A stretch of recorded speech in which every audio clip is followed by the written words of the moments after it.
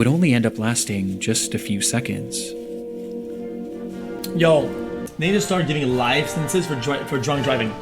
On your third, in my opinion, you shouldn't even be able to drive after two DUIs. If you get DUI for a third time, it should be straight up life in prison. Life in prison without parole. Sorry, bub. It's what it is. I don't give a shit. You don't drink 3 times and end everybody's lives. It's in my belief system that the government is liable for anybody that dies from a drunk driver that has been given the right to drive a third time after DUIs. The government should be held liable and should be sued by the family of the victim who dies from a drunk driver that the government said, you know what? You're good. Go drink and drive. We got you, pal. I mean, they're encouraging it at that point 3 times. That's my take him. Just east of Black Olive. Copy, roll over TC. No, okay.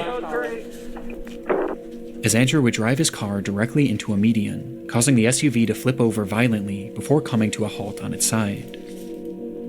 No, Jet? In that instant, I can save the world with a new idea. The world buys an island, okay? Every country buys an island, okay? It's called LPI. It's a low priority island. If you're convicted of some shit, okay, your country ships you to the IPL, okay, or to the FBI, whatever, FBI. Where in those cities, okay, you are stuck with all the other dumb fucks, okay, and people who drive, you have to drive drunk. You're not allowed to drive sober. Not a thing. Every DUI guy goes there. Everybody's driving drunk.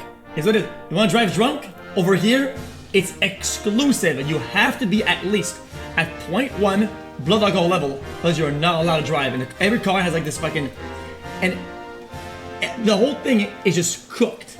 It's just cooked. But I mean, as you can, at least you can clean your country full of evil people. Thoughts?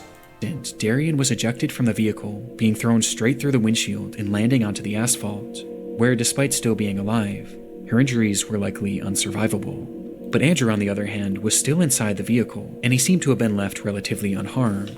As perhaps being boosted by adrenaline, he quickly tried to crawl his way out of the car in a desperate attempt to check on Darian, with Officer Feaster's dashcam capturing the entire ordeal. Though just as Andrew attempted to do so, we see Feaster step into the frame, where he suddenly draws his gun, and without saying a single word, fires 2 shots at Andrew, with one of the bullets appearing to strike him, causing his body to go limp as he falls back into the car. It happened in a literal instant, so fast that it's clear Feaster had most likely accidentally discharged his weapon, as there was no attempt at communication before the shot was fired, with Andrew clearly posing no risk to him, as both of his hands were being used to hoist himself up.